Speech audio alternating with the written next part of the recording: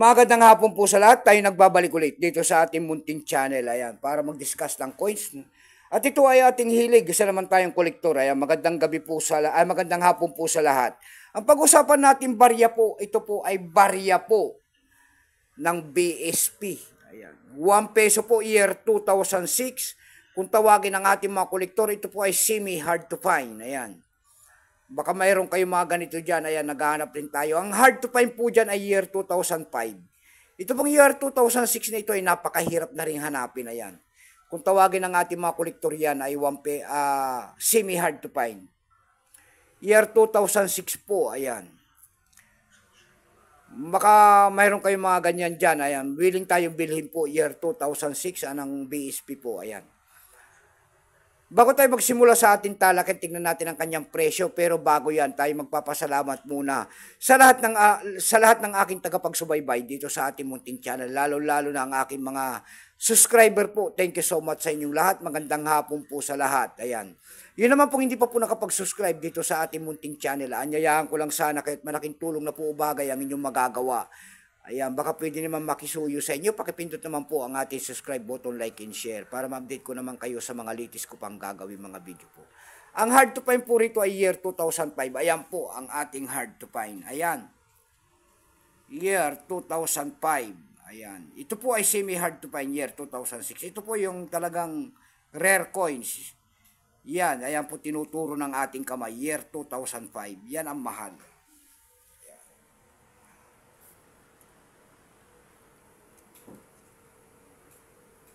Ayan. 1 peso po ni Dr. Jose Rizal. Nakarap po siya sa kanang bahagi po. Pagkatalikod naman po makikita natin ang year 1993. Ayan. Endangered Republika ng Pilipinas. Ito po ang cut wheel po. Diyan po buwabase ang ating mga kolektor kung anong reverse o dayang isang coins. Ayan. Tignan natin ang kanyang presyo sa ating mga online selling kung magkano na kasi semi-hard to find na. Madalang na po ang ganito mga coins. Pero bago yan, kilalanin mo muna natin siya. Issue po nito ay Philippines po. Period Republic 1946 up to date po. Type nito is standard circulation coins years 2003 hanggang 2017. Bali nito 1 peso. Nakapaloob po sa BSP series. Currency piso 1967 up to date po. Composition niyan, kung sa materialis ginamit yan, ito po ay nickel plated steel na mamagnet po yan. May bigat lamang itong 5.35 grams, may habang 24 mm. May kapal po naman itong 1.9 mm. Hugis po bilog, orientation ay coin alignment, ay may dal alignment.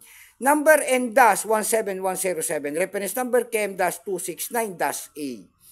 Bank seal within circle, ang kanyang nasa likod. Ito pong year 2006 na ito po ay bold letters kung tawagin ng ating mga kolektor. Ito po ay 2% lamang, ayan, kaya napakahirap na magagilap.